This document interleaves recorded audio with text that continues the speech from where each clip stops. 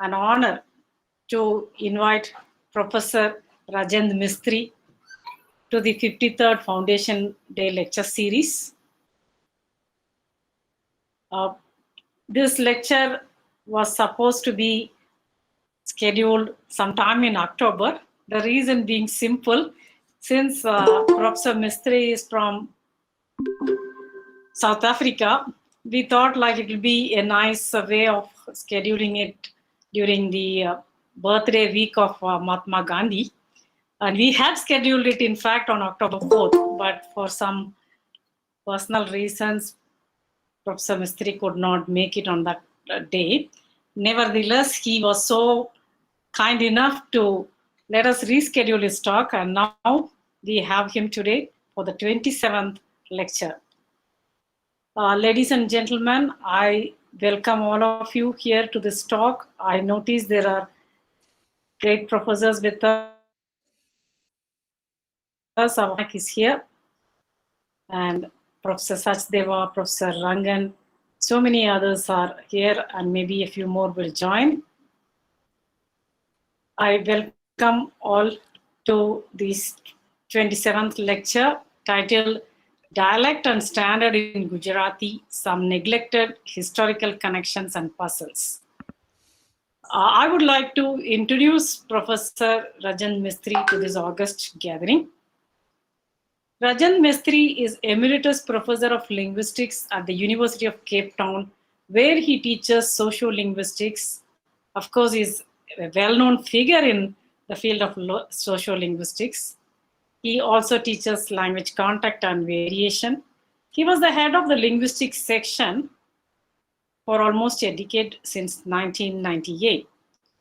And he currently holds an NRF research chair in migration, language, and social change. Professor Mesthrie has a very, very impressive career profile. I was very happy to see that he started his career as a high school teacher in English and mathematics, and then moved on to linguistics over several years. And he has been with UCT and at various other places, of course, but mainly at UCT. He has held various administrative positions, the most important ones being President of the Linguistic Society of Southern Africa for several years, from 2001 to 2009. He was also elected unanimously for a second term in 2006. I believe he declined the invitation to take on a third term. He was also an honorary life executive member of the Linguistic Society of South Africa as of 2009. He is a member of the English language body, a part of the board created by the Parliament. He has held various positions, and he was a visiting fellow in several places at the University of Illinois, University of Pennsylvania, California, New York University, a distinguished visiting professor of sociolinguistics at Witwatersrand University. And also, he was the first visiting professor of world Englishes at the University of Regensburg, and many other places, including Deccan College, Pune. He is honored with several awards over the last few decades. Anglo-American Award for Linguistics, LSA Summer Scholarship for his MA, and Educational Opportunities Fellowship by the United States, South Africa and United States. English in Language Shift, he was the runner-up in UCT Book Award in 1994. He was also nominated for UCT Distinguished Teacher Award for 3 years by Linguistics, and again in 2004 by English Department. He held the research chair of South African Research Initiative chair funded by NRF. He was, as I told you, several times elected as the Linguistic Society of South Africa, and various other capacities. Even his short CV runs for about 34 pages. You can imagine how much his contributions would be. He, of course, is a well-known in social linguistics and also in other academia. For example, he had several editing professional activities. He is currently the co-editor of English Today, co-editor for several years, and advisory editor in 2013. Right from 2013, he is in the editorial board of several journals, Journal of Multicultural and Multilingual Development, since 2002. Most of it are from 2002 or the late 90s or mid 90s. Journal of Language and Intercultural Communication, he was a founder member. International Journal of Multilingualism, founder member 2003 to present. Journal of Social Linguistics, Language Sciences, Yearbook of South Asian Languages, English Worldwide, South Asian Journal of Linguistics and Applied Language Studies, Language Matters, African Studies, Stellenbosch Papers in Linguistics, Social Dynamics, Language Dynamics and Change. And of course, he has published quite a bit, several books. The most important ones are Language in Indonesia, a socio-linguistic history of Bhojpuri Hindi in South Africa in 1992, which was reprinted again in 2019. It's a very popular book. Introducing Socio-Linguistics with Swan, Dumont and Lee by the Edinburgh University Press in 2009. Language in South Africa by CUP, a Dictionary of South African Indian English, and many other books, and he has several papers, articles in reputed journals. I do not want to take much time by reading his long CV, so I would like to welcome Professor Rajend Mesthrie once again on behalf of the Central Institute of Indian Languages. As you know, we have completed 52 years of our existence, and we entered the 53rd year on July 17, 1969. And we are very happy to invite you to our institute virtually and hope we will get a chance to see you sometime in near future. Over to Professor Mesthrie. Thank you very much, Umaji Pupaswamy, for that elaborate introduction. It was over elaborate, but anyway, I guess people know about a little bit about me now. So thank you from the CIIL to all its personnel for inviting me. Let me just check. You can hear me and you can see the screen. Yes. Okay, that's excellent. Let me just say, since you invited me today, my memory flashed back to 1983, to my very first trip to India, because I am a South African citizen born here. And I was on tour in India, and the tour stopped in Mysore. And whilst everyone went looking for palaces and kings and queens, I went off and said, I got to see where the CIIL is. So I took 2 hours off the tour, and I managed to meet some people there, including a friend that I had made in the United States at a summer school, and that was Dr. Gurubasavada Gowda. I have lost touch with him, and I don't think he is with us anymore, but I'm not sure. And then subsequently, I have given a keynote presentation to the Linguistic Society of India at the CIIL. That was more recently, about 8 years ago. So it's a great honor and pleasure. But let me just say right away, as you can see, my CV is a mixed bag. If I have one regret, it's that I wasn't born in India and subject to a detailed knowledge of as many Indian languages and scripts and histories as possible. I am a little more of a dabbler, except for Bhojpuri, which I can claim to know very well in the South African and international context. However, my research in South Africa has more or less forced me to connect with other scholars locally and with students, and to supervise them in their languages and their interests. So for a long time, my interest in Indian languages had to be put aside. And now that I am close to official retirement in a year or two, I am going back with some pleasure to picking up the threads of Indian language research in South Africa.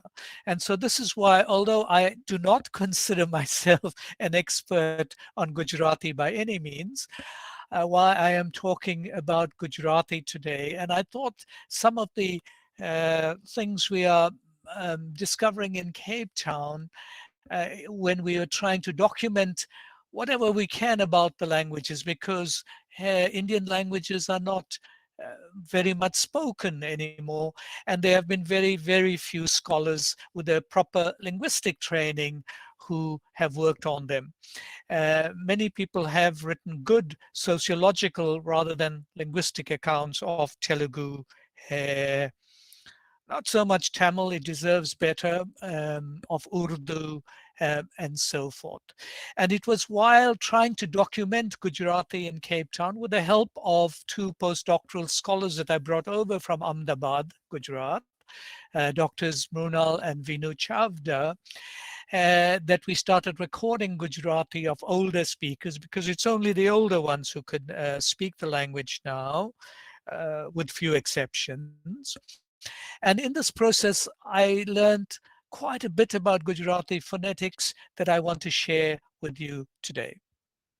So here's a map of the world, and this is the story of connecting between Mumbai, Bombay, and Cape Town, really. We're looking at the way Gujarati evolved in Cape Town, but more so, I'm actually going to say the bulk of my talk is going to be about the lessons that India needs to pay to our minor research on Gujarati in Cape Town. So um, this is the story here. Uh, my postdocs have, under my guidance, done recordings of about 36 speakers of Gujarati. And whereas initially the impression was that the Gujarati in Cape Town is very different, very odd even, I said, we've got to respect the possibility of dialect fidelity here, that people might not speak in a very standard way, but what they might be speaking is the dialect. So we went straight to Grierson, bless him, and his co-researchers, one must say, and we dug up whatever we could about Gujarati. So my talk then is about the four main dialects of Gujarati: Patni in the north, Charatari in the middle, Kathiawadi in the big Saurashtra Peninsula, and Surti out here.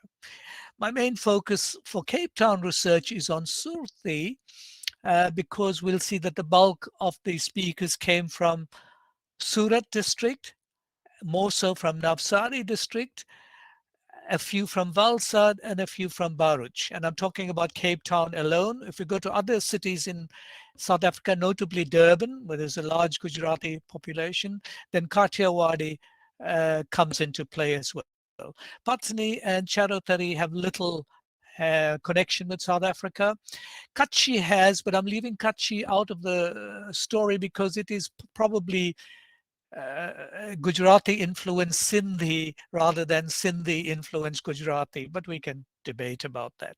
I'll come back to this map a bit later. So my talk is going to be about two processes, both phonological. One I call Retroflex Boosting, and that is, in the Cape Town data, we find far more retroflexes being used than in the standard language. There's a conversion of dentals to retroflexes, and I want to ask, where did this come from?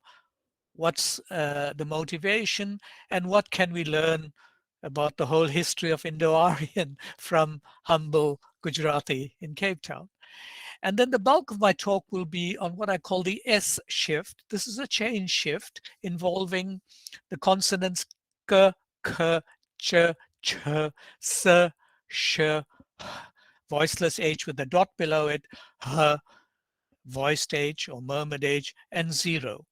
So many consonants involved in a chain shift. So let me spend about 10 minutes on the first process, retroflex boosting, and about 20 minutes on the S shift, about 5 minutes on a historical excursion, and then hopefully there'll be about 20 or 25 minutes for discussion and questions. So to the first process, retroflex boosting, Grierson in 1908, 382 says quite categorically that cerebral and dental letters are absolutely interchangeable in Surti.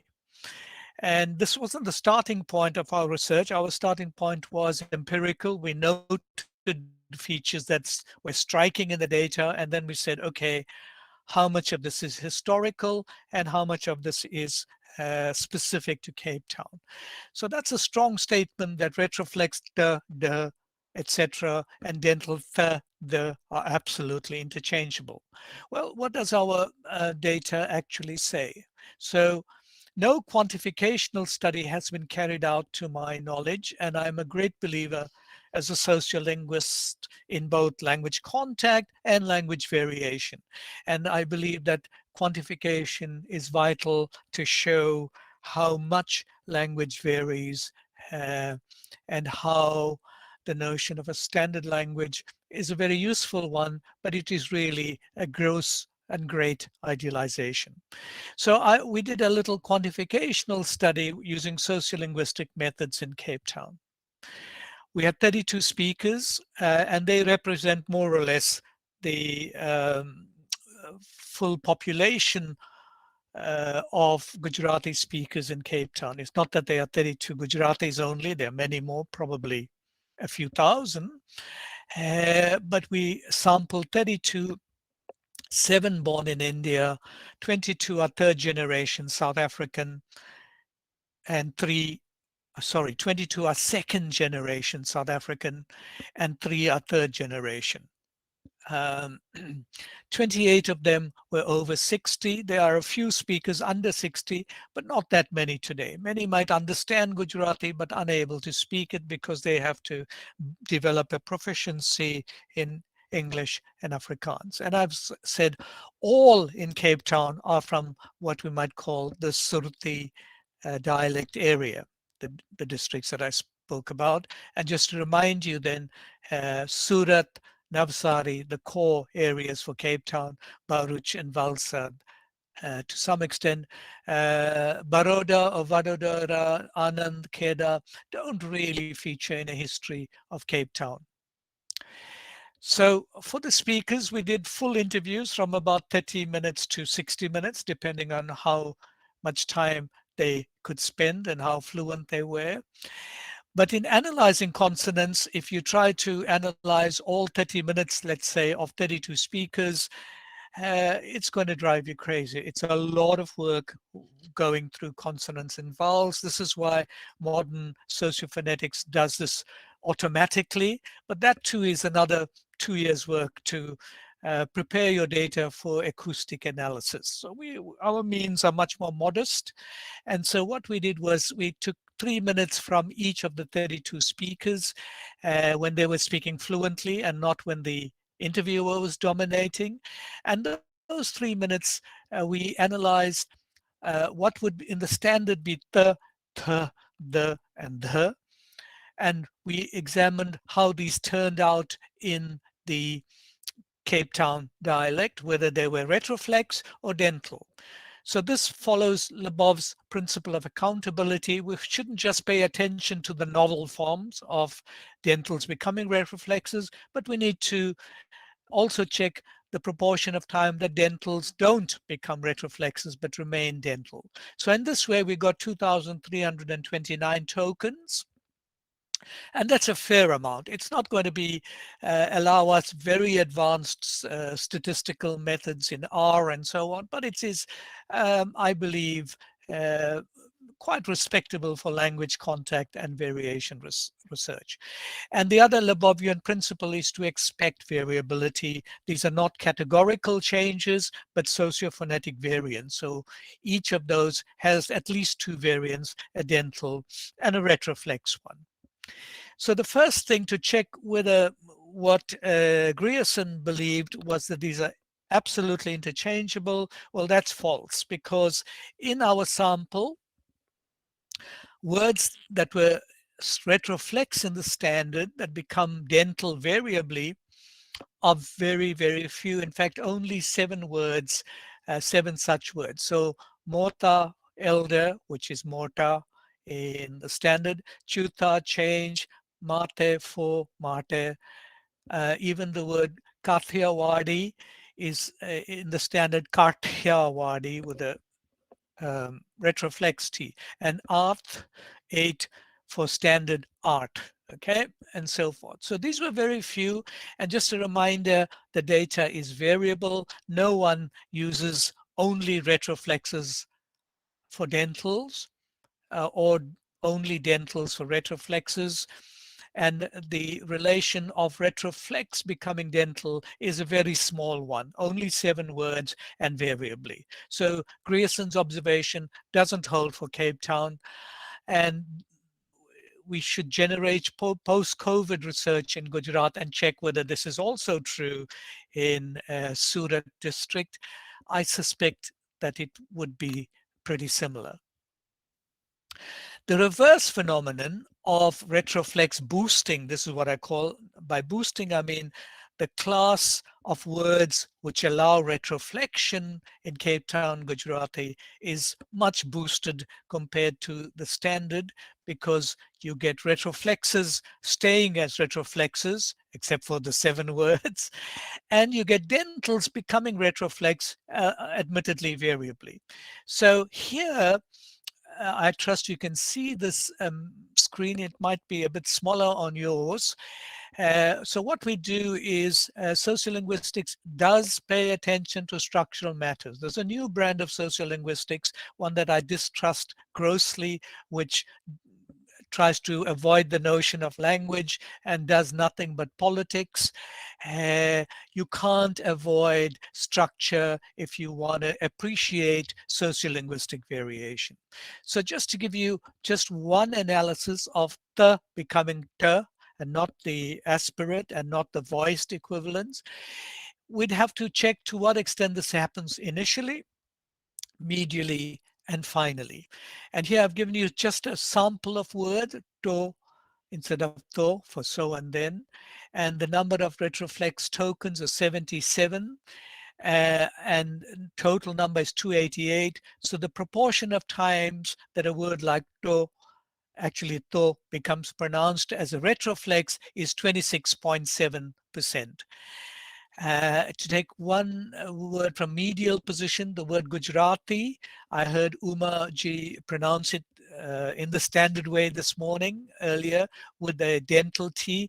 But in Cape Town, quite surprisingly, its own speakers say Gujarati, Gujarati. Not a strong retroflex, it's kind of post-alveolar, but 49 such tokens of the th in the very name of the language becoming retroflex. And as a proportion of the total tokens of that sample, this is 38%. And just to give you one example, the word for mathematics is pronounced, there were only 3 people who spoke about mathematics in the interviews, perhaps not surprisingly, Ganit instead of Ganit. So retroflexodental, 42% of the time.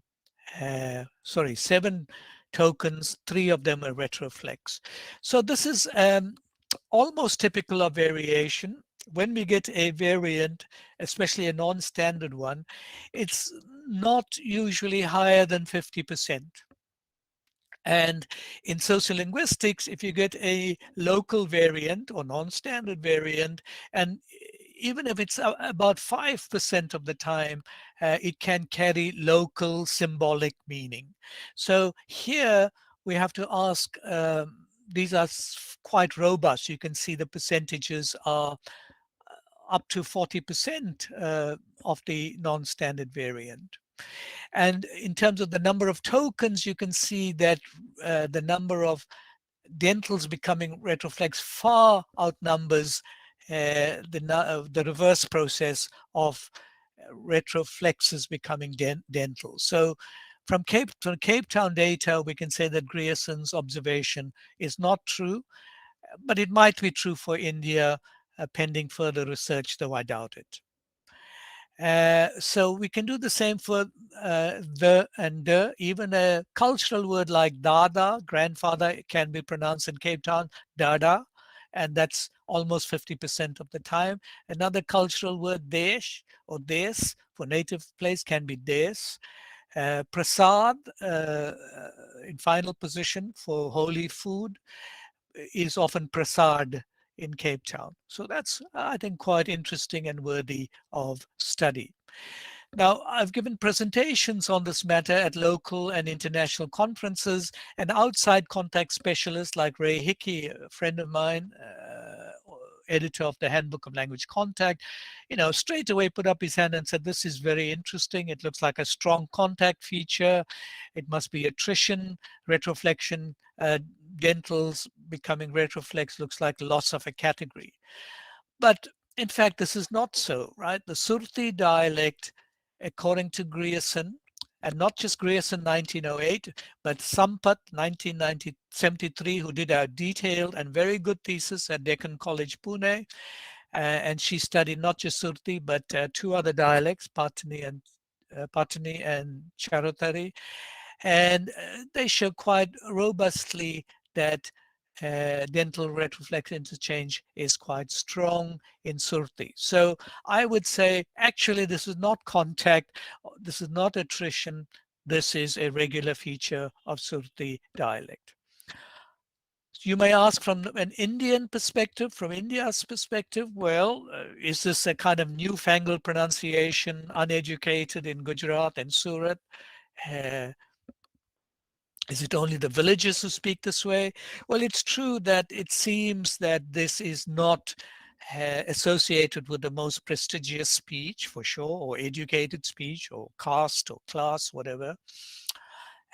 Nevertheless, if you go back to Beams, 1871, John Beams, he notes, and you open this up to other languages, he provides copious examples of Sanskrit originals turning up with a retroflex in some languages and a dental in others. So this is quite intriguing, right? A word that is firmly retroflex in Sanskrit, and usually is retroflex in Hindi, standard Hindi and standard Gujarati. But if you look at across languages, it's not necessarily a retroflex, but it's dental. Okay, so this looks like it's going to take us far back, perhaps to the Prakrit era, and it will take us beyond a humble dialect like Surti and take us beyond Gujarati even, to ask interesting socio-historical questions about variation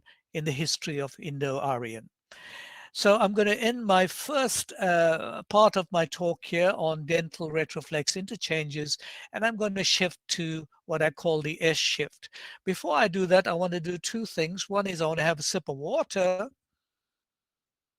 And secondly, I just want to check that you can still hear me okay and that you can still see the screen okay.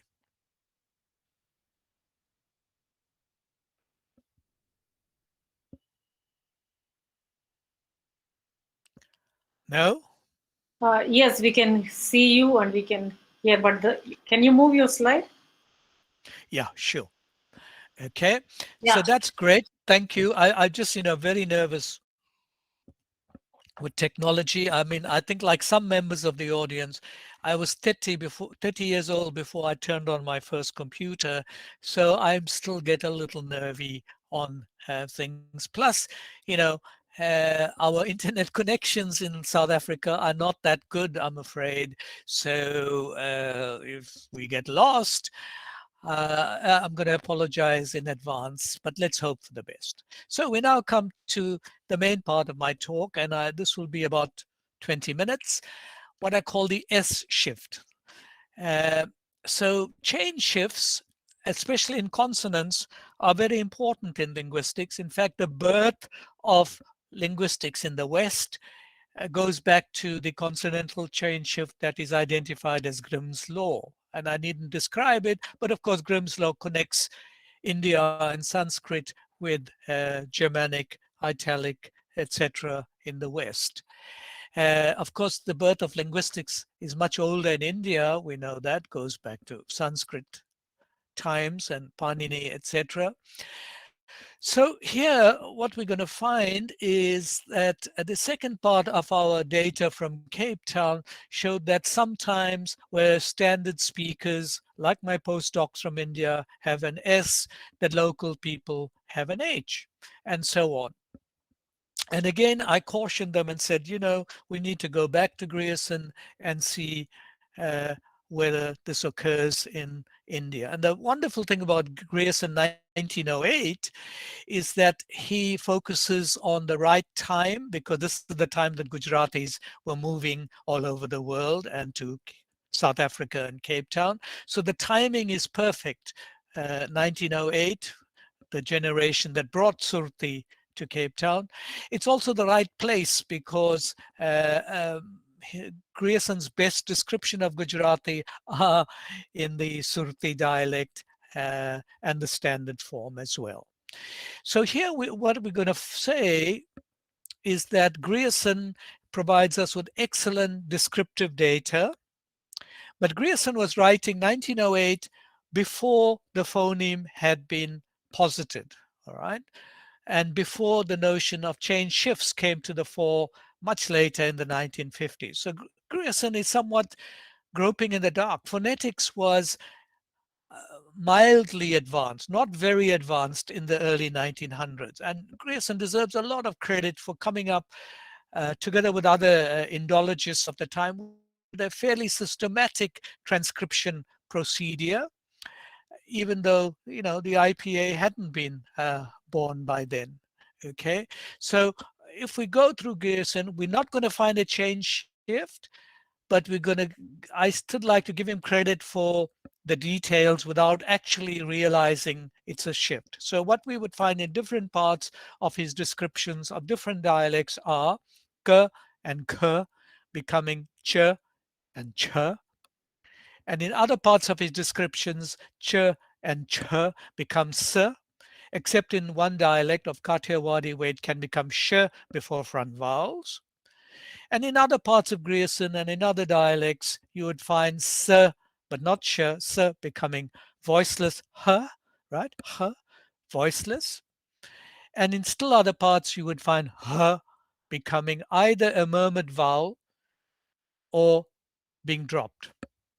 And so H with a dot is voiceless, whereas H without a dot is a voiced H. Okay, and S with a hatchet, or rather a little line at the top there is a sh sound. Now, in change shift research, we use an arrow rather than an arrowhead. If you see an arrowhead, it's X becoming Y phonemically. Whereas if you see the arrow, it means that X becomes Y and older Y becomes Z. So it's not output Y that becomes Z. It's not generally X goes to Y and becomes Z so that overall X becomes Z. Rather, it's X becomes Y and earlier Y becomes Z. Okay. And there's a big literature, you're all familiar with pull chains and push chains, and a chain needn't be a push or a pull chain. It could be intermediate, it could be half a pull chain and half a push chain at different times, or it could be independent properties that look like a chain if we come back 100 or 200 years later, but these were independent changes. So we could ask ourselves all kinds of questions like that for the change shift. My focus, however, is empirical, and I want to do a dialect comparison and ask some socio-historical questions. So this is what I flesh out what I've said, more or less, more clearly what I've enunciated. So let me exemplify these changes, starting with the standard on the left-hand side and what it is realized in 3 of the dialects. And my data comes from Sampat's wonderful thesis, which has about 85 pages of an appendix with lots of correspondences. If there are students in the audience, a thesis with lots of data will in due course be more valuable with a paper with a thesis with lots of theory but no data. Okay, so I've found about 85 pages of an appendix with about uh, 2000 correspondences, I think it was. So a lot of my work is based not on field work in India. I haven't done that. And COVID is my main reason or excuse for not having done it. But Sampat's work of 1973 is very informative. So here, let's see what happens to K in the dialects. And here, if you can see the change of color in Charothari, K becomes Ch, sometimes S, and in Kathiawadi, sometimes you get a Ch instead of a K. So it's variable, but Surti dialect retains an older K and KH. Kathiawadi often retains an older K and KH. Charothari does not. It definitely changes a C and a CH to an S. You may ask, what about the fourth dialect, Patani? Sadly, Sampat didn't study the Patani northern dialect, and I think that's a great pity because in some ways, all the changes that I'm going to be talking about actually happen most in the north and in Patani, with one exception. Let's look at what happens to C. So C becoming S uh, in some of the dialects and not all. Again, I can illustrate this in color as follows. So standard Gujarati word for chickpea, chana, with a retroflex, is in two of the dialects, Charatari and Kathiawadi, sana, but retains its older form in Surti. And likewise, tea, cha, is sa, well-known beverage, and chuno for lime is suno in Kathiawadi. So C and CH to S is a strong Kathiawadi feature in both Grierson and Sampat. So a summary of the correspondences for C, earlier C remains in Surti, becomes COS in Charatari, becomes Sh or S in Kathiawadi. Not sure that I've illustrated the share part of it, but it will become clear as we go along. Then to go to CH, CH becomes S in some of the dialects. Uh, and so this is what we have here. Um, I've given two sets of correspondences because with the first one, only two of the dialects show the change of ch to s. And in the second subset, all three have an S in s for ch for 6 and sahat for 66. So we have strong evidence of CH going to S in at least some of the dialects. In fact, the majority of the dialects, if we factor in the North and Patani as well. So we've taken care of K becoming CH and we've taken care of CH becoming S. We move on to what happens to S itself. Well, S becoming H is the central part, it seems to me, of this shift. And that is why, for want of a name, I call it the S shift. If someone has a better suggestion for a name, I'm open to suggestion. I'm a Shakespearean on this point. What's in a name? Here are some examples. So S becomes voiceless H. This is not clear in all the sources. Okay, poor Grierson, didn't have the backing of H and voiced H behind him, but he made great advances in identifying murmured H. Okay, so he has pages and pages on standard Gujarati words in which H is not pronounced, he says. And it's quite clear he's thinking about murmur. So Soni is Honi, Suk is Hook, Somar is Homvar, and my favorite Sachobolo for truthful in Kathiawadi is Hasabolo. So Hasabolo doesn't mean speaking in a laughing and frivolous way, it means being truthful. Okay, so we have S going to H here. Medially, it's also true. So Sasu, mother-in-law, iconic word perhaps in the culture, is Hahu. and it's still pronounced that way and known in among some speakers in South Africa. And Masi for mother, sister, aunt is Mahi, but it's variable. If you want to be formal and show off, you can say Masi, but Mahi is the vernacular form. Okay, so I really should have shown you this color picture. This time S goes to H, you can see is shared across the dialects. Then we come to the more or less last property in the chain shift, and that is that H itself is either dropped, becomes a zero, or it is a murmured vowel. So H is dropped, but it retains its phonological trace in the following vowel. So we have V with the two dots below it for a murmured vowel, or it remains as an H. This time, however, it is not voiceless H, so it's not strictly speaking part of the chain shift, but since many analysts don't differentiate strongly between voice and voiceless H, it's kind of marginally part of the chain shift that H is preserved or dropped. Okay, so this time you can see the changes. H remains in black in Kathiawadi, so they would still say Hazar, but in Charatari this is dropped entirely to Ajar. No, it's not dropped. It's dropped and murmured because there are two dots below the E. They don't show up very well on screen, but it's kind of next to the J there. So this is Ajar, Ajar, Ajar with a murmur. But in Surti, there's no H and there's no murmur. So this sounds a little almost like English, Ajar, not Ajar, not Hazar. Okay. And likewise with Hati, the same phenomenon. Charutari does murmur, Surti drops H without a murmur. In medial position, you also get a lot of dropped H in all the dialects.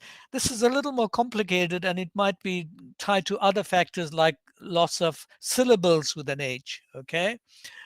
So Pahelu in standard for first is Pehlu with a murmur in Charutari, or Pehlu without a murmur in Kathiawadi, and so on. Now, the interesting thing is that the standard doesn't participate in the S shift overall, doesn't participate in the chain shift overall, but murmur is very much part of standard Gujarati as well. It's only in the most formal context and citation forms that people give a voiced H instead of uh, H plus a murmured vowel.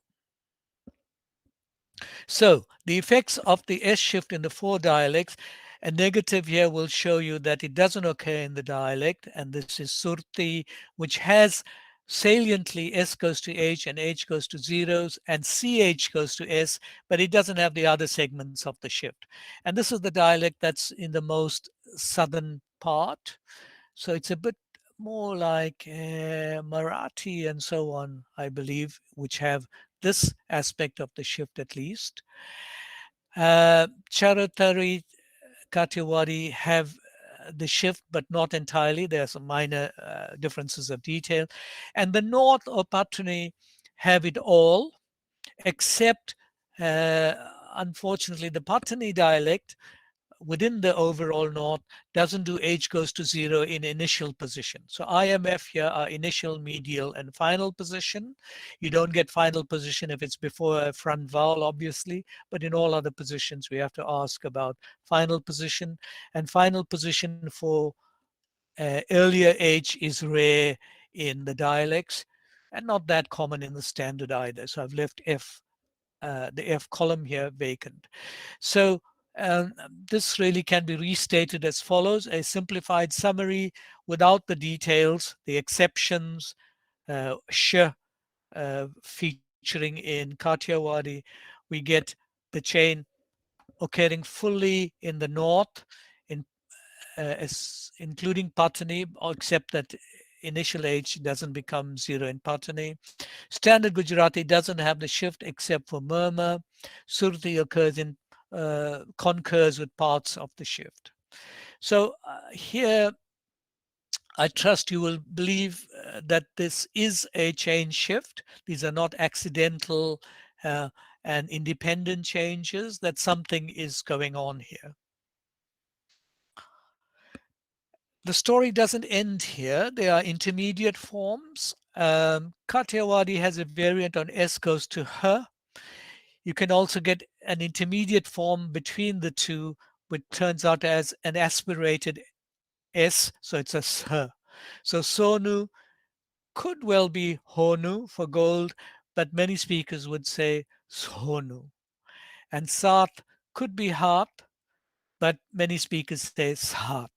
Okay, and the script, the Kaiti script for Gujarati allows a special SH symbol. It's actually a S with a subscript H in the Kaiti alphabet.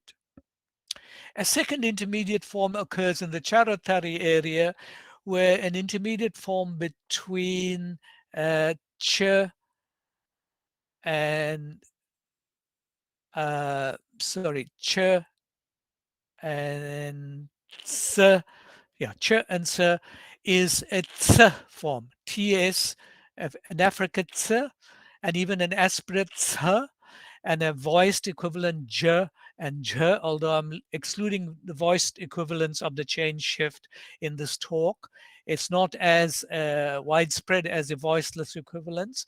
So Charatari could give you uh, uh, not chu, which is standard, but tu or su for I am, right? Su or tu, tu. And chokaro in the standard would be tsokru, sokoro, or sokoro. So S-O-T-S. So that's a kind of intermediate form. Now, before I return to the intermediate forms, let me just say that there are phonological constraints on the changes. And very neatly, wherever S occurs in a cluster, it is retained. So S doesn't become H if it's part of a cluster. So Kaspi, rainbow, is not Kahabi, and Gusso, part of a geminate cluster, is Gusso, not Guso, and Curcio for jug. So that's quite neat.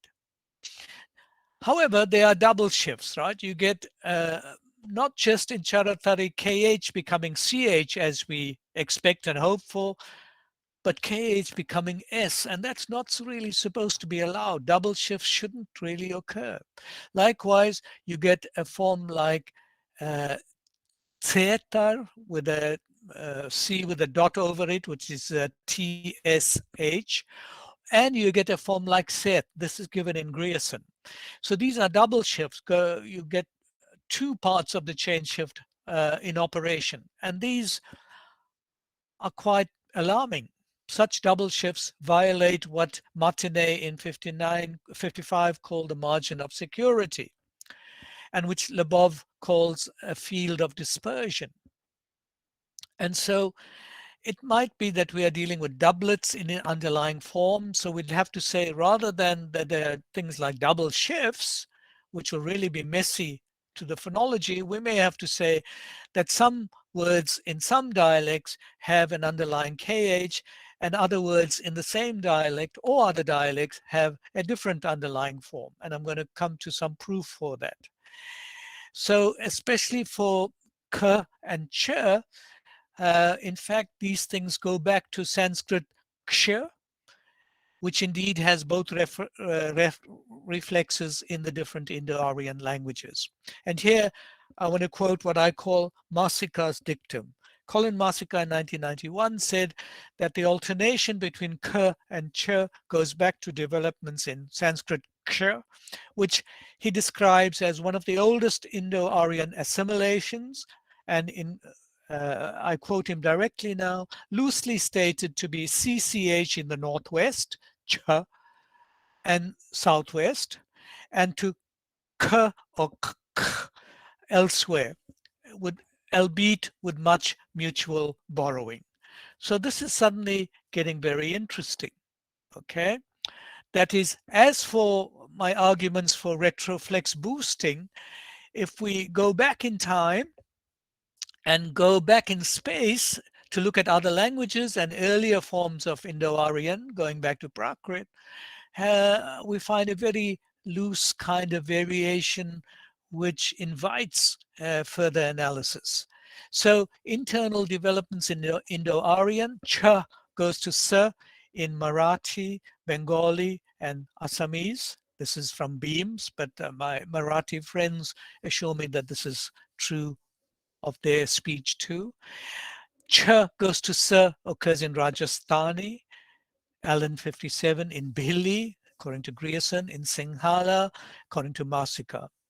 And all of the above languages have s going to voiceless h, and s going to h is also very well known in the eastern part of India, Sindhi, Punjabi, and Kashmiri.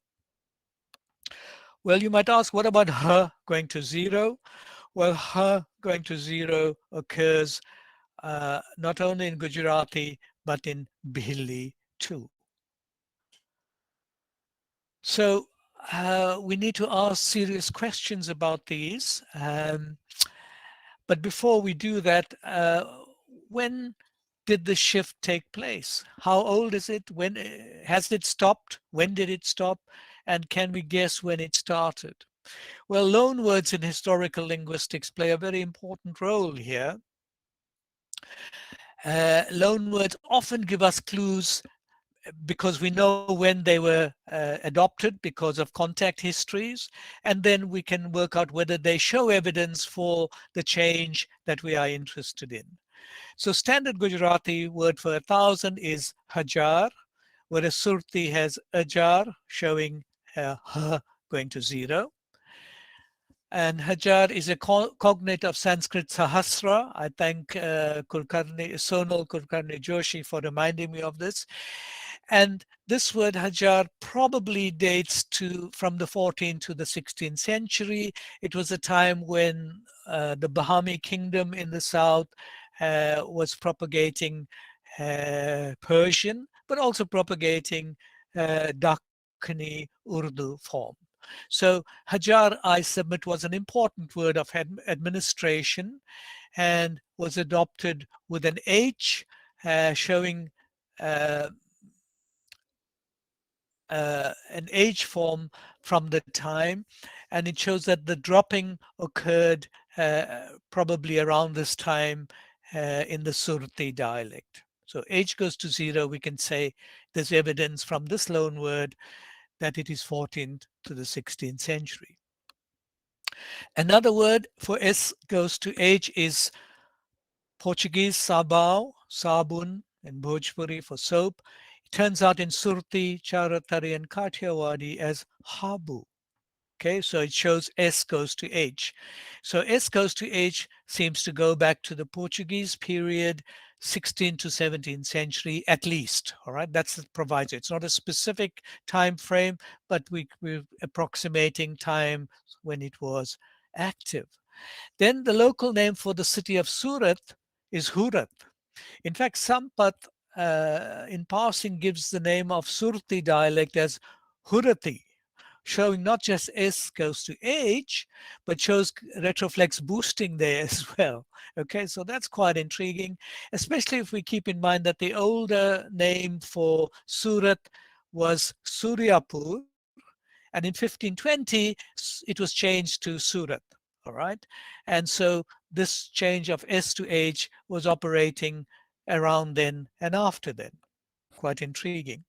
More so, Rajasthani and Gujarati split as languages according to most historical accounts in the 15th to 16th century. And Rajasthani most certainly has the rule of S goes to H. It doesn't have H goes to zero, although that should be researched more strongly in the modern variety. Uh, so we can see that S goes to H must have, since it is preserved in both Gujarati dialects and in standard Rajasthani, this change must have preceded the split, so it goes before the 15th to the 16th century. That's interesting. Okay. Loanword evidence continued, but when English comes on the scene, English S to H doesn't seem to be in vogue.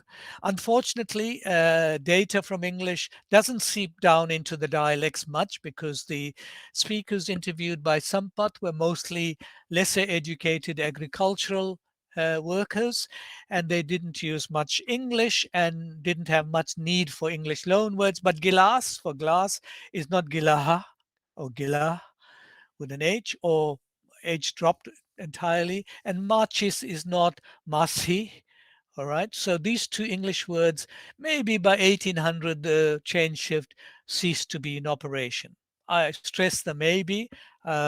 This paper is very much a first effort, and I would be delighted if others prove some of these conjectures wrong and we can open up further research. So I'm going to suggest then that both the history of Indo-Aryan as well as a history of language contact are important. The history of Indo-Aryan, we've already seen that S goes to H is widespread, and that H goes to 0 occurs in Bili, and this raises questions about substrate. Now we know that Dravidian languages don't generally like an H, and H becomes a 0. So is that a trigger in some parts? More than that, in the earlier phases of Dravidian, Tuttle 1919 suggests that indeed there was CH to S, K to CH to S to H rule, and he finds some remnants of a shift in Brahui spoken in the northwest area in Pakistan, in fact. Okay. And Krishnamurti 1998 has shown that Gondi has S goes to H and H goes to 0. So I'm not going to say that this is the source of the variation in Gujarati, but certainly it needs to be kept in mind, okay, that there might be contact influences. But if you think Dravidian influence isn't the name of the game, well, Southworth talks about a Proto-Bili language. He admits it's a conjecture, but he says in terms of the lexis in the Bili area, uh, which is adjacent area for Marathi, Rajasthani, Gujarati, he says there's a specific lexis in these languages and so forth, and some grammatical features, which I don't know much about, I have to confess. Well, I'm going to say, well, maybe we should factor in the S shift here too as part of a proto-Bili, if such a thing exists. On the other hand, Bengali dialects and Assamese, so some of these features. So what's going on there? Are there similar substrates that have influenced Assami and Bengali and the Southwest area? Or what is going on? This looks like Greyson's inner circle, outer languages distinction, although most people, I believe, don't accept Greyson's classification. Masika and Chatterjee kind of disputed the classification and believed that it is too one-sided and doesn't has too many exceptions really. Still, for the S shift, I mean, inner and outer circle kind of makes sense. And here's the thing, and I think this is important for sociolinguistic research. The standard Gujarati is more like standard Hindi for the S shift. So in the standardization process, the S shift was ignored and one kind of sense-critic development was enhanced. On the other hand, for the S shift, but also for retroflex boosting, Gujarati dialects look more like not Central Indo-Aryan, but Western Indo-Aryan. They look more like Rajasthani. So the dialects of Gujarati are more like standard Rajasthani. Standard Gujarati is more like standard Hindi, at least for the properties that I'm discussing today. And that too, I think, is an intriguing sociolinguistic phenomena which scholars in India can respond to. So I did promise you that I would be wrapping up soon. So let me come to my conclusion.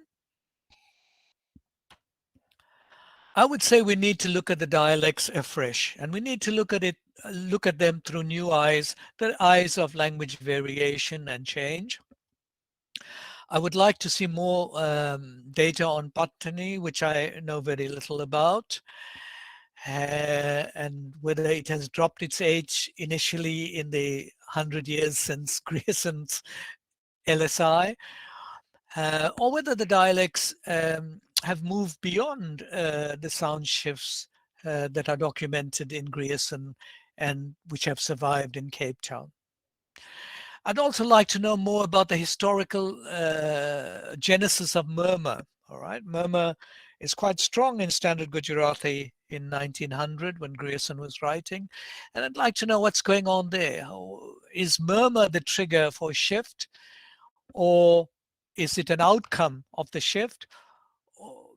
You know, it can't be independent of it, even though it is voiced H becoming a murmured vowel, whereas it S that becomes H is S becoming H as a voiceless H rather than a murmured or voiced H.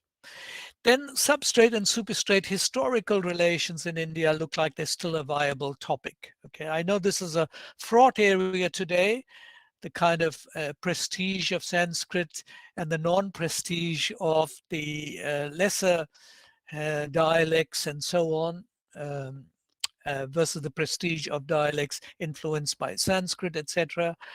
I would like to know what was going on in earlier phases of Indian history. I know that the information might not be readily available, but those who can read Prakrit and Sanskrit with ease and early forms of Rajasthani, Gujarati, Hindi, etc., might be able to cast some light on some of these intriguing aspects.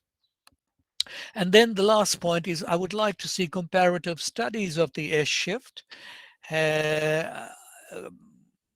Rajasthani has the S shift except for the two forms at the edges. So Rajasthani doesn't do KH to CCH, nor does it do H to 0, but it does everything else. So that's interesting and intriguing. I would like to know more about other varieties.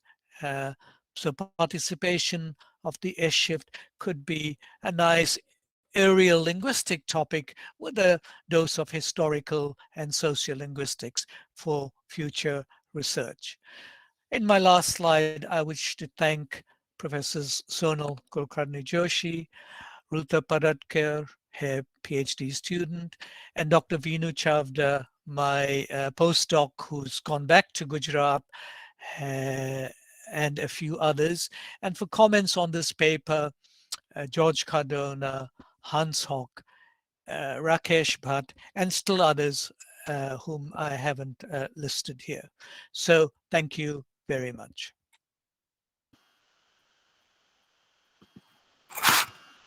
Thank you, Professor Mesthrie, for your wonderful talk. It was indeed a great journey of socio-phonological variations in the dialects of Gujarati. It was lovely to listen to you, and look, you briefed us quite a bit, starting from dental retroflex interchanges and more in depth about the S-shift formula, and provided evidence with loanword evidence and other things, and also put forward your arguments for retroflex boosting amongst others. I am sure the paper will stimulate a lot of discussions. Now I open the paper for discussion. So I think I'll stop presenting. Yeah, you can stop presenting. So the paper is open for discussion. Please feel free to ask the speaker, or you can also put your questions in the chat box.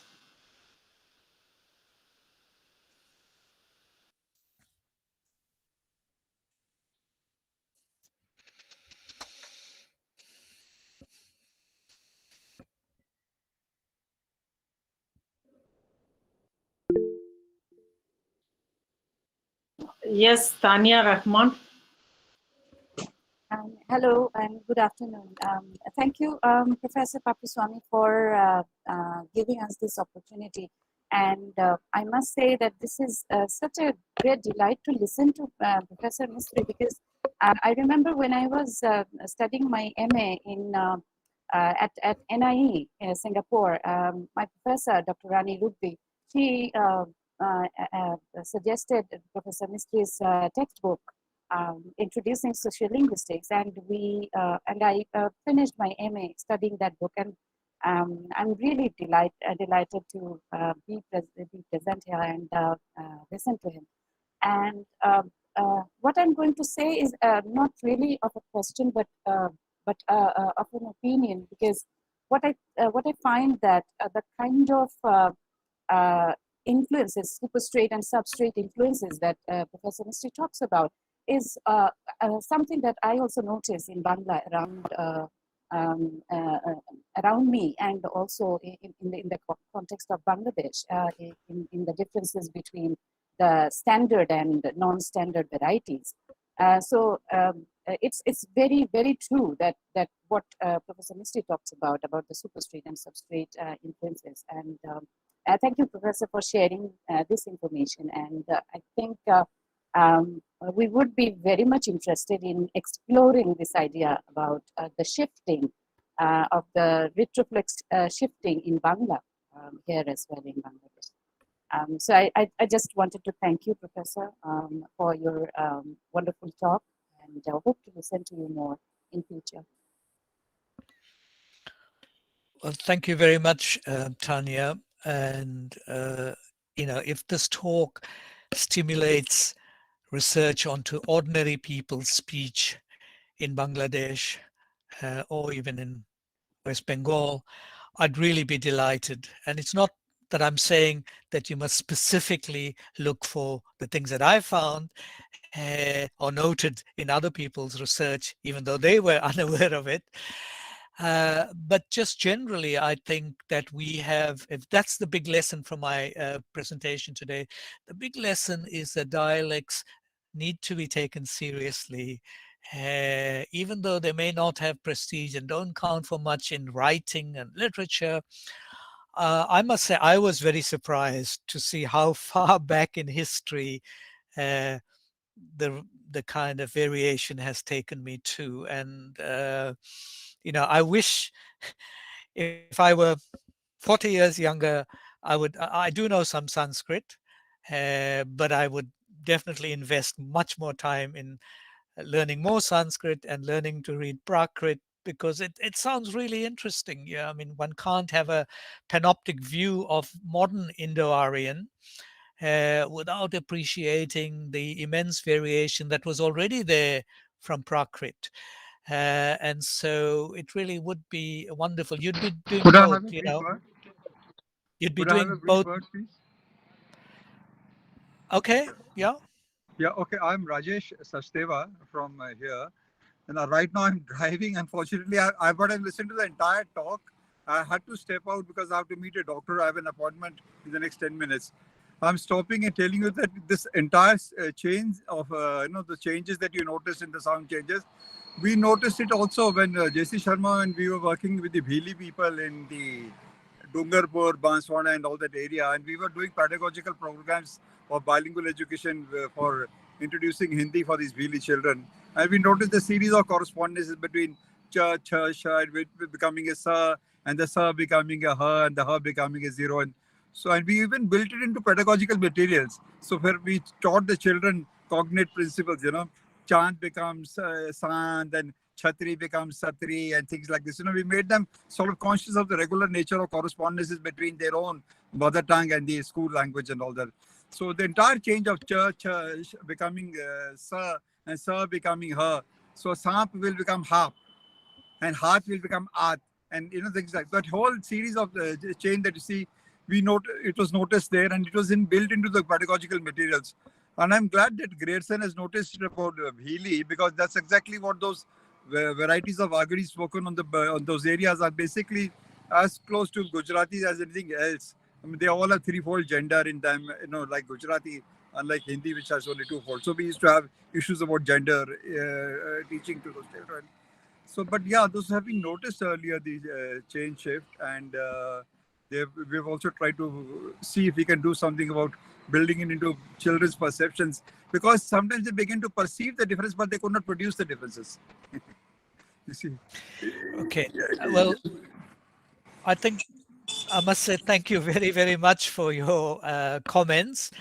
And I'm delighted to hear that you've noticed these things and you've worked with them, very importantly. And indeed, as linguists, we all say "sir" to her is so obvious, but it's not, right? I mean, when you're a speaker, you operate on a different level, and you might be saying her, voiceless her, but you're thinking "sir." Okay, so indeed, psychologically and psycholinguistically, these are very interesting. And I take it that in preparing written materials, you are not changing the spelling, you are still working with the earlier standard kind of spelling, but you will permit a kind of a local pronunciation. Is that, am I right in that No, perception? we built tables of correspondence for the children to notice. We wanted, and we put them in two different colors. We put in blue color one language and the red color the other language, so that the contrast of the two languages becomes visually also perceptible to them, and then they notice the sounds as though different. And we would make them, and we did series of pairs with of that into the pedagogical materials to sort of make them aware of their perceptions. The other thing about this So, her becoming voiceless and voiced, yeah, I just wanted to tell you, I think, in Panini's Maheshwari Sutras, her is the only sound which is mentioned twice, in the Hayavarata portion and in the Hal in the end. I used to ask myself, is it because there were two types of hers in Panini's time even then? you know, right. yeah, Sure. so you're asking about Sanskrit, going back into Sanskrit and inquiring. So I Yeah. think, yes, there is a Yeah. point to be inquired, even why, because Panini would never put the same letter ever. I mean, there is a principle at stake, and maybe there is a phonetic thing, or maybe it was a phonological requirement of the processes that he had in mind of the natural classes that were operating in Sandhis or other things. But I mean, that was very interesting, the idea of there being two possible hers even in Sanskrit times. Okay, thank you for listening to my comments. I'm on my way to the doctor.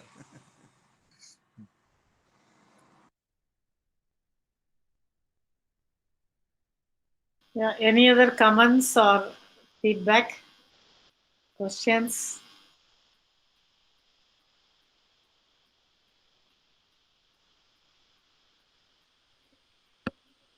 Sorry, you lost me there. There's the dreaded curse of my internet connection. So the question I would like to ask you, if you're still there, Rajesh Sachdeva, is when you are preparing writing materials, are you preparing writing materials in local Bili, or are you preparing standard materials which look like Gujarati? That's an interesting question. I'm open to either, because teaching Gujarati likes spelling system would open up wider avenues if the correspondence are regular. Uh, so, No, we are were you teaching teaching them both? The mother tongues. We are teaching the entire Bhili mother tongues, and in front, even in Bhili, there was variation across regions. So we built even variation of Bhili into the materials. So there would be Okay. some lessons in Dungarpur variety, another lesson in Banswada variety, another in Kherwada variety, and then we will show at the bottom the similarities and difference across dialects. Okay, I think that is And fantastic. So you're teaching yeah, the we mother did that. tongue, and I think many of you would approve. I certainly, my friend and colleague Ramakant Agnihotri would love that. But at the same time, you're opening up windows via your contrastive analysis to making an easier transition to a wider known literary language of Gujarati. So that I think is You see, certainly this question of socio-linguistically relating with respectable. Gujarati was important for the Gujarat side of the equation. But we were in Rajasthan, and the Rajasthan government did not want to introduce Gujarati overtly into the program. So Okay. we were forced to constrain our design of the programs in accordance with the needs of the setting and the state government program. Okay, So there were so many other great. issues that cropped up. One will discuss at Okay, length some other time on these very interesting issues. Yes. Yes, well, I would like to say that I'd like to share materials with you to get materials from you. Okay. Okay. And if I'm writing on this again, I would like to credit you and your team for having notices long before I did. And if you've written any academic things I can quote as well, I'd be delighted to. Thank you. Yeah, I mean, there's an article by me on literacy in which this entire series is mentioned in on a Sage publication on literacy, in which this entire series and the discussion around it has been published. I'll send you the link for that. Thank you. Yeah, thank you, Professor Sachdeva. Any other questions, comments, or feedback? We have Professor Patnaik with us. Dr. Patnaik?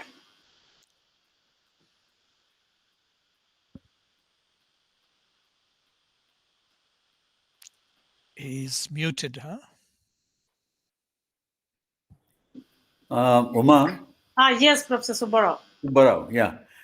Professor Mesthrie, I missed your talk, or most of the talk, unfortunately, because I had to go out to the bank. So my question is, in Assamese, I don't know whether you touched upon it or not, the sa becomes ha. Like, so I was wondering, did you talk about it, or does it does not come in your purview? Yeah. I gave a list from my sources of languages which share some aspects of the shift, and indeed, S goes to H is quite widespread. Bengali, Assamese, I mentioned. My sources there were mostly John Beams and Colin Masika's wonderful work as well. So I am aware of it, and we've been discussing that. What does this mean? Does this mean that we must give much more credit to variation in Prakrit than we kind of have, and that we need to do, if you like, a comparative, non-standard phonology of the languages, not just of the standard varieties. And as I say, if you look at standard Gujarati, it's Central Indo-Aryan like Hindi. But if you look at the dialects of Gujarati, they are Western Indo-Aryan like Rajasthani, etc. And then I've also said that although Grierson's inner and outer languages are discredited mostly, for the S shift, it sort of makes sense, because how else can you link Assamese, Bengali, Sinhala, Gujarati for the S shift, and northern dialects of Marathi have S goes to H, etc. So I'm not saying that Grierson was definitely right and Chatterjee and Masika are wrong. But I think all of this invites a reopening, and I would urge maybe younger scholars who know and can read Sanskrit and Prakrit to keep an eye for these phenomena.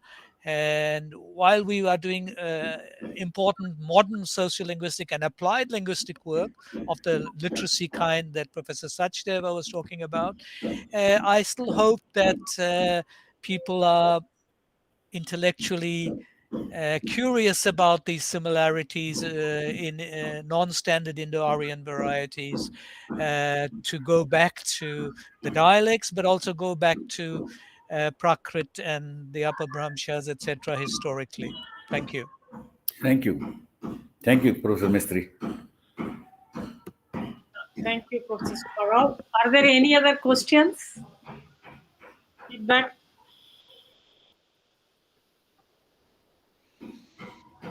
Yeah, Professor Mesthrie, I was wondering, like, since you mentioned about when you started this talk, you were telling about how the people, especially in Cape Town, the varieties of Gujarati spoken in Cape Town. Do you see? I'm more interested in knowing the statistics, or also to the extent uh, of the area variations that occur in the dialects spoken by the diaspora in Cape Town and other parts of South Africa, as compared to the dialectal variations within India, inside in Gujarati, inside Gujarat, and in other states and union territories? Right. Well, if there's a language that invites such a comparison, it is Gujarati, because of all the languages in diaspora, Gujarati marginally survives better than other varieties. Uh, Partly because more Gujaratis kind of emigrated than, say, speakers of Hindi, but also because Gujaratis have built up trading contacts. So there's often a circular migration. They go back to Gujarat, return to South Africa, let's say. And so it's kind of circular migration, which enhances language maintenance and so on. So the answer is yes. I wish I had started this earlier. I wish I hadn't done all the stuff on English and South African languages and had focused on this more, because it's getting harder now with people getting older, with COVID, with political issues in the country, and people moving out to Australia and Canada and New Zealand and so on. It is a bit of a bind, but yeah, I would like to do that. I would certainly like to link up with scholars from India, as I did with the Chavdas from Ahmedabad. Because I don't pretend to know Gujarati as well as they do, but I can ask the right linguistic questions. And the answer is this. I've worked in 3 cities so far. Cape Town is Surti with some influence from the Standard, because many of the people we interviewed were actually Gujarati teachers here, part-time Gujarati teachers to the children. So they would speak a Surti kind of Gujarati to us and to each other, but in the classroom they would teach Standard Gujarati. And no other dialect features in Cape Town strongly. Same in Port Elizabeth, where there's this even smaller Gujarati community there. It is definitely Surti, and there's a kind of relation between PE and Cape Town. Gujaratis intermarry between PE and Cape Town. So that's a rich sociolinguistic story locally. Durban, however, has as many Kathiawadi as Surti speakers, and the Kathiawadis are supposed to be a slight notch above the Surtis. And they didn't associate. For 60 years, there was a Surat association and a Kathiawad association, and people seldom socialized. They had their own schools, and they seldom intermarried. That has changed now. And I wish I had studied that in greater detail. So in Durban, the Kathiawadi and Standard influence is stronger than Surti, but Surti influence also can be found. And the question I am asking, is there a Koine form? Is it really a new Durban form of Gujarati, which is kind of 1/3 Kathiawad, 1/3 Surat, and 1/3 Standard, and it's a sort of mixture? Or is it 2 separate dialects? The research is still in progress. Probably the latter is more accurate than to suggest that there is a Koine, the way that a Koine developed for Bhojpuri strongly in South Africa. A related question: did you find any inconsistencies in the chain shift, especially in the varieties spoken in Cape Town, whether it is Surti or other varieties? And if at all you found inconsistencies, would you attribute that to any phonological influence or sound influence from other languages, other African languages, if any? Yeah, look, the thing is this, that all the Gujaratis we interviewed are bilingual or trilingual. They either all speak English as well, and quite a few speak the local language, Afrikaans, which is a kind of lingua franca. African languages, meaning Bantu languages, rarely spoken in Cape Town.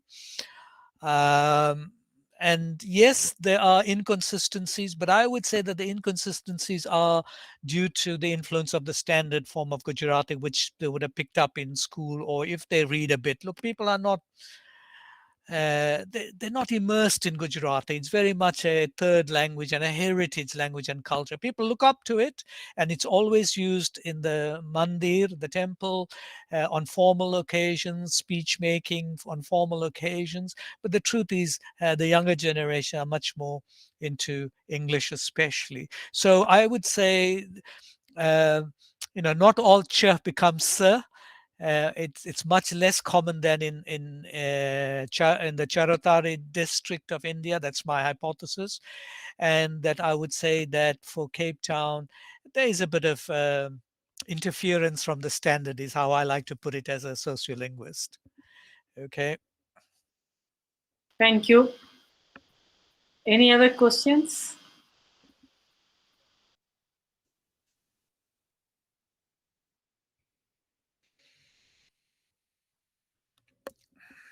All right, so thank you very much, Professor Mesthrie, for your wonderful talk. I think you have opened new avenues for not just for people in Cape Town, linguists and others in Cape Town, but also for Indian scholars to look more closely into this phenomenon and to see how much we can contribute to the socio-phonological research in this area.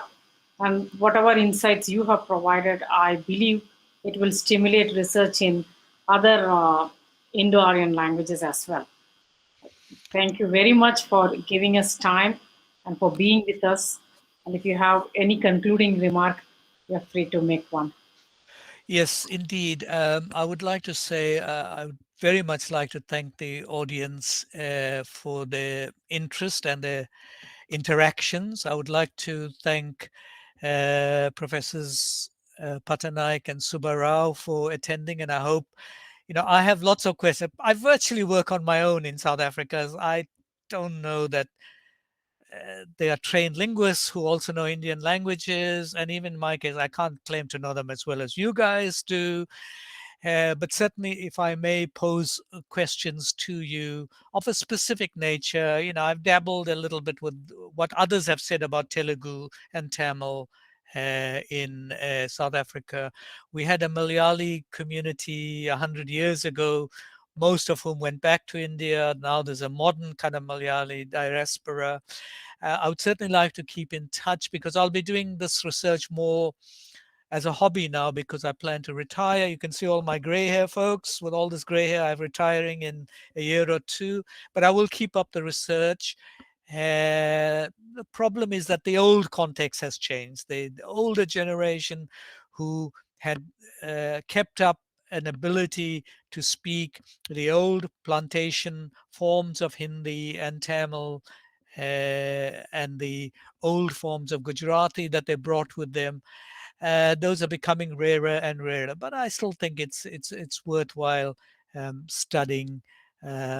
Nevertheless, we have forms of Dakhini Urdu in South Africa, a few speakers, and it's quite surprising to find forms that we were led to believe are just bad Hindi or bad Urdu. But when I study Dakhini in linguistics works, I find, wow, this is not so strange after all. It's been there in India for, if not 100 or 200 years, maybe even going back to the 14th century when Dakhini was quite strong. So I'll conclude here and say thank you very much. Professor Mesthrie, I just want to make a comment. There is a PhD dissertation that was done in at Delhi University on Dakkini Hindi, Urdu. That is, we just called it Dakkini at the time. So, what is the convergence between Dakkini, Telugu, and other languages, mostly Telugu? So, this is Dr. Harbir Arora from Delhi University. You might Just give me the name again, please. Dr. Harbir Arora. Okay. Contact and convergence in Dakkini. Okay. So, I don't know how to send.